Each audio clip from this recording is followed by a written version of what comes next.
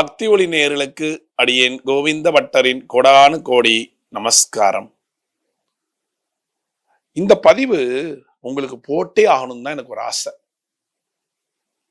ஏன் அப்படின்னா, நிறைய பேர் வீட்டுல பூஜை பண்றீங்க, ரொம்ப ஆச்சாரமான பூஜை, ரொம்ப நல்லா இருக்கு. தூபம் காட்டுறோம், தீபம் காட்டுறோம், எல்லாம் பண்றோம்.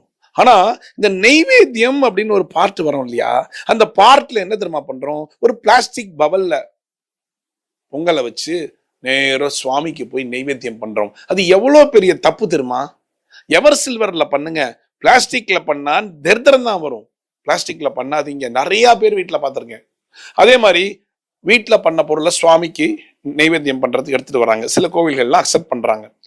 அந்த எந்த கோயிலா இருந்தாலும் சரி, சிவன் கோயில், பெருமாள் கோயில், எந்த கோயிலா இருந்தாலும் சரி, அம்மன் கோயில், முருகன் கோயில், பிள்ளையார் கோயில், யாரா இருந்தாலும் சரி, அங்க போயிட்டு என்ன பண்றாங்க, ஒரு பிளாஸ்டிக் பவல்ல கேட்ட ஹாட் பாக்ஸ் அப்படின்னு சொல்லிட்டு ஒரு பிளாஸ்டிக் பவல் எடுத்துட்டு போய் சுவாமிக்கு நைவேத்தியம் பண்ணி எல்லாருக்கும் கொடுக்குறாங்க. அது ஆச்சாரமே கிடையாதுங்க. பிளாஸ்டிக் யூஸ் பண்ணவே கூடாது. சுவாமிகளுக்கு பூஜைகளுக்கு பிளாஸ்டிக் யூஸ் பண்ணீங்கன்னா அதுல தர்தரம் தான் மிஞ்சுமே தவிர நல்லது நடக்கவே நடக்காது. ஏண்டா நெகட்டிவா சொல்றாரே ஒரு நினைக்காதீங்க, உண்மையா சொல்றேன். ரைட்டுங்களா? ஏன்னா பிளாஸ்டிக் பூஜைகளுக்கு உகந்தது அல்ல. பிளாஸ்டிக் பூஜைகளுக்கு உகந்தது அல்ல. நீங்க என்ன வேணாலும் பண்ணுங்க. தாம்பாளம் வச்சுக்கோங்களேன். பிளாஸ்டிக்ல தாம்பாளம் இருக்கு, நிறைய பழமெல்லாம் போட்டு அழகா வைப்போம். வைக்காதீங்க, வேணாம். பிளாஸ்டிக்கை யூஸ் பண்ணாதீங்க. எவர் சில்வர் ஆர் பித்தளை, செம்பு, எப்படி வேணாலும் வச்சுக்கோங்க, பிளாஸ்டிக்கை தவிர. அதே மாதிரி ஹோம காரியங்களுக்கெல்லாம் நான் போறேன். அங்க பால் காய்ச்சுவாங்க இல்லையா, புது வீடுக்கு பால் காய்ச்சுவாங்க. அந்த பால் காய்ச்சும் போது என்ன பண்ணுவாங்கன்னா, சுவாமிக்கு பால் கொடுங்க, நிவேதனத்துக்கு கொடுங்கன்னு கேட்பேன். அழகா பேப்பர் கப்ல கொண்டு கொடுப்பாங்க. நான் சொல்லுவேன், பேப்பர் கப்பெல்லாம் கொடுக்காதீங்க, எவர் சில்வர் டம்ளர்ல கொடுங்க. எவர் சில்வர் டம்ளர்ல கொடுங்க. ஏன் சாமி பேப்பர்ல கொடுத்தா என்ன? நீங்க வேணா சாப்பிடுங்க, சாமிக்கு கொடுக்காதீங்க.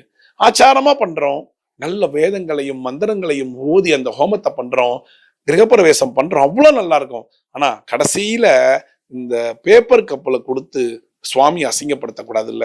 எவர் சில்வர் டம்ளர்ல கொடுத்தா நீங்க பேப்பர் கப்ல குடிங்க, எதுல வேணாலும் குடிங்க. அது தப்பு இல்லையா தவறு இல்லையாங்க நீங்க டிசைட் பண்ணிக்கோங்க. ஆனா பெருமாளுக்கு நிவேதனம் பண்ணும் பொழுது பேப்பர் கப்பு நாட் அக்செப்டபிள். ரைட்டுங்களா? ஆச்சாரத்துல உகந்ததே கிடையாது. அது அவ்வளோ பண்றோம், மாலைகள் போடுறோம், தோரணங்கள் கட்டுறோம், எல்லாம் பூவால கட்டுறோம். ஏன் பிளாஸ்டிக்கை கொண்டு தரீங்க? கொடுக்காதீங்க. அடுத்தது, எல்லாத்துலயுமே பிளாஸ்டிக் வந்துருச்சு. ஒருத்தருக்கு வெத்தலை பாக்கு வச்சு கொடுக்குறோம். ரைட்டுங்களா?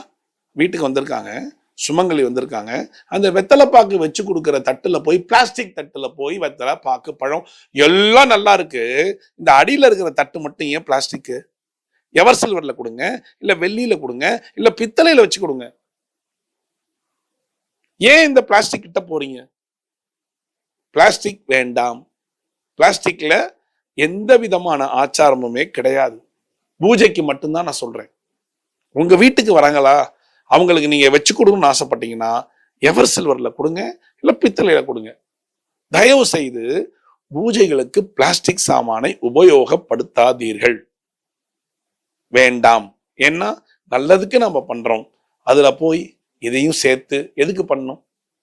அதனால நீங்க என்ன பண்ணணும் அப்படின்னா, பூஜைகள்னு வரும்பொழுது எவர் சில்வர், பித்தளை, செம்பு, இது மாதிரியான ஐட்டங்களை வாங்கி வச்சுக்கோங்க.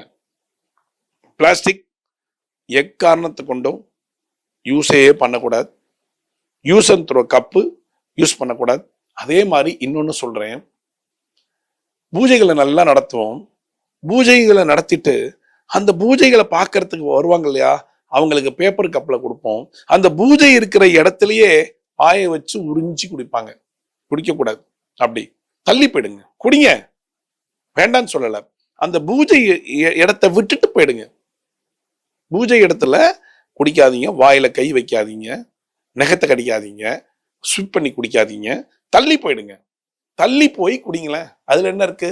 இவங்க கிரகப்பிரவேசம் அவ்வளோ ஆச்சாரமா இருக்கும், அந்த ஹோமத்தை பண்ணியிருப்பாங்க. இல்ல அவங்க வீட்டுல 60ஆம் கல்யாணம், 70ஆம் கல்யாணம், இது மாதிரிலாம் பண்ணியிருப்பாங்க. ஹோமங்களை பண்ணி, மந்திரங்களை ஓதி, வேதங்களை சொல்லி எல்லாம் பண்ணியிருப்பாங்க. அந்த இடத்துல போய் நாம் அசிங்கப்படுத்த கூடாது. ரைட்டுங்களா? குடிங்க, சாப்பிடுங்க, என்ன வேணாலும் பண்ணுங்க. அங்கேயிருந்து ஒரு 4 ஸ்டெப் தள்ளி போயிடுங்க. அதே மாதிரி நான் நிறைய வீட்டுல பாக்குறேன், செருப்பு போட்டு அந்த மேடையில ஏறுவாங்க. பார்த்திருக்கீங்களா? அந்த கல்யாண மேடை, ரிசப்ஷன் நடக்கும்.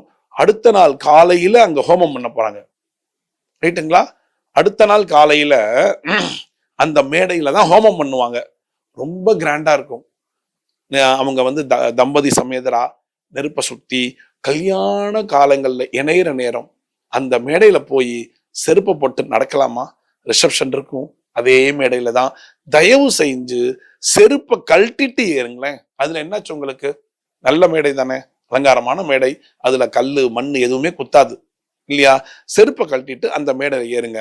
அடுத்த நாள் வேதங்களையும் மந்திரங்களையும் ஓதி அந்த இடத்துலதான் கல்யாணம் நடக்கும், அந்த இடத்துலதான் தாலி கட்டுவாங்க, அந்த இடத்துலதான் தம்பதிகள் இணைய போறாங்க. அந்த இடத்துல நம்ம ஆசீர்வாதம் இருக்கணுமே தவிர நம்ம அதை போட்டு காலை போட்டு செருப்பை போட்டு மிதிக்க கூடாது. ரைட்டுங்களா? இனிமேலாவது, இது நாள் வரைக்கும் நம்ம அறியாம செஞ்சுட்டோம், அதுக்கு தவறுதல்லாம் இல்லை. ரைட்டுங்களா? அதனால நீங்க என்ன பண்ணுங்க, உங்களை மாத்திக்கோங்க. இனிமே நம்ம என்ன பண்ணணும், கல்யாண காரியங்கள்லாம் ஒரு ரிசப்ஷன் போகும்பொழுது மேடை ஏறும் பொழுது உங்களுடைய செருப்பை ஓரமாக கழட்டி வைத்து விட்டு ஏறிட்டு உங்க கிஃப்டை கொடுத்துட்டு வந்து போட்டுக்கோங்க. அது தப்பே கிடையாது. என்னென்ன சொல்லியிருக்கேன்? பூஜை ரூம்ல பிளாஸ்டிக் யூஸ் பண்ணக்கூடாது.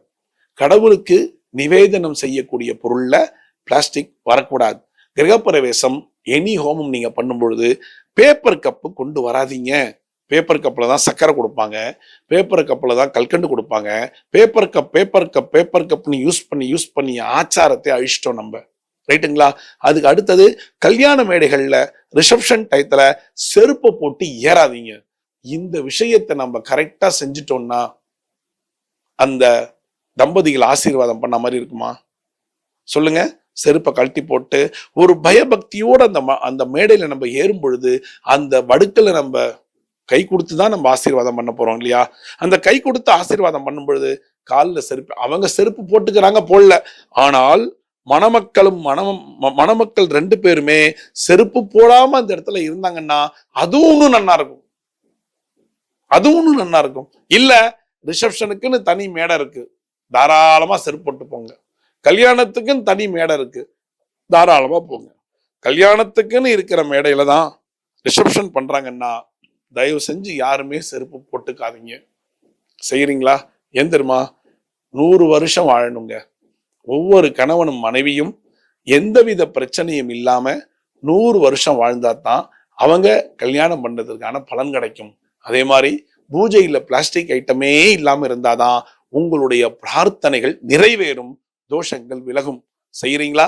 செய்வீங்கிறதுனாலதான் நான் இதை சொல்றேன். தயவு செஞ்சு நம்பிக்கையா இருங்க, நம்பிக்கையோட செய்யுங்க. உங்களுக்கு நாளைக்கு எதிர்காலம் நன்றாக இருக்கும். மீண்டும் ஒரு சாஸ்திர சம்பிரதாயத்தில் நான் உங்களை சந்திக்கிறேன். பக்தி ஒளி நேயர்களுக்கு அடியேன் கோவிந்த பட்டரின் கோடானு கோடி நன்றிகள்.